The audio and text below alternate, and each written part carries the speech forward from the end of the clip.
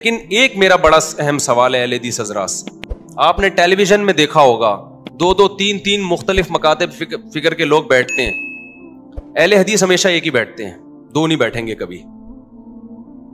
کیوں؟ دو چار مسائل کے علاوہ ان کا ہر مسئلے میں دوسرے سے کیا ہوگا؟ اختلاف ہوگا. کوئی ایک اہل حدیث عالم ایسا نہیں ہے جو اہل حدیث مکتبہ فکر کا نمائندہ ہو. آپ دیکھ لیں, کوئی ایک بھی نہیں ہے. کیونکہ وہ جو رائے پیش کریں گے نا, دوسرے اہل حدیث کی رائے قرآن و سنت کی روشنی میں اس کے خلاف, تیسرے کی اس کے خلاف, چوتھے کی اس کے خلاف. ابھی کچھ دن پہلے کے اہل حدیث عالم آئے تھے, مجھے بھی بڑی عزت دیتے ہیں, میں بھی ان کو بڑی عزت دیتا ہوں. میں نے ان سے کہا, میں نے کہا دیکھیں, چار مکاتب فکر ہے نا, قرآن و سنت کی روشنی میں چار قانون کے متن ہیں جو مرتب ہو گئے اور صدیوں سے اس پہ لوگ چلتے آ رہے ہیں. ہمیں اس پہ اصرار نہیں ہے کہ لوگ ان چاروں کو فالو کریں. ہم کہتے ہیں پانچواں بھی ہو جائے تو کوئی حرج نہیں ہے وہ بھی قرآن و حدیث سے ہی ہوگا نا. تو آپ ایک پانچواں فقہ مرتب کریں. آپ سمجھنے کہ نہیں سمجھ, تاکہ ہمیں پتا ہو کہ یہ اہل حدیث مکتبہ فکر ہے اور یہ ان کی مخصوص کتابیں ہیں اور یہ ان کا لا ہے, تاکہ ہم کہیں بھائی جو ان چاروں پہ نہیں چلنا چاہتا چلو وہ اہل حدیث بن جائے, لیکن وہ پھر اس پہ چلے نا.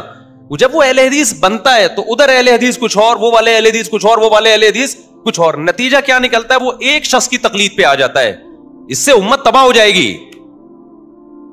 ہر شخص جب اپنے فلاں, وہ فلاں کو کا مقلد ہے, وہ فلاں کا مقلد ہے, وہ فلاں کا مقلد ہے, وہ فلاں کا مقلد ہے, تو یہ امت سمٹنے کے بجائے سمٹے گی یا مزید بکھرے گی؟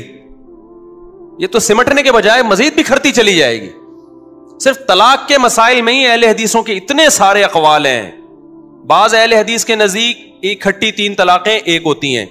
ہمارے یہاں جس نے طلاق دی وہ ان اہل حدیثوں سے جا کے فتویٰ لے کر آتا ہے جو اکٹھی 3 کو کیا کہتے ہیں؟ ایک کہتے ہیں. حالانکہ سارے اہل حدیث ایک نہیں کہتے. بعض اہل حدیث کہتے ہیں اکٹھی 3 کتنی ہوتی ہیں؟ 3 ہوتی ہیں. اب جو اہل حدیث 3 طلاقیں دے گا وہ اس اہل حدیث کو فالو نہیں کرے گا جو 3 کو 3 کہہ رہا ہے. حنفیوں میں پوری روئے زمین میں جہاں بھی جائیں گے 3 کتنی ہوں گی؟ حنفی کے پاس بھاگنے کا راستہ نہیں ہے, شافعی کے پاس بھاگنے کا راستہ نہیں ہے, مالکی کے پاس بھاگنے کا راستہ نہیں ہے, حنبلی کے پاس بھاگنے کا راستہ نہیں ہے.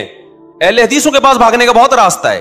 تو اہل حدیثوں میں ایسے لوگ بھی ہیں جو کہیں گے کہ آپ نے چونکہ بیوی سے ہم بستری کرنے کے بعد طلاق دی ہے لہذا ایک بھی نہیں ہوئی ہے کیونکہ یہ ناجائز طلاق ہے. ایسے لوگ بھی ہیں. یقین نہ آئے تو میں آپ کو حوالہ دکھا دوں گا, میرے پاس کتاب پڑھی ہوئی ہے, بہت بڑے اہل حدیث کے عالم ہیں. انہوں نے کہا اگر کسی نے بیوی سے دوسری طلاق میں, وہ کہتے ہیں کہ اگر پہلی آپ نے دی اور رجوع نہیں کیا اور اگلے مہینے میں دوسری دے دی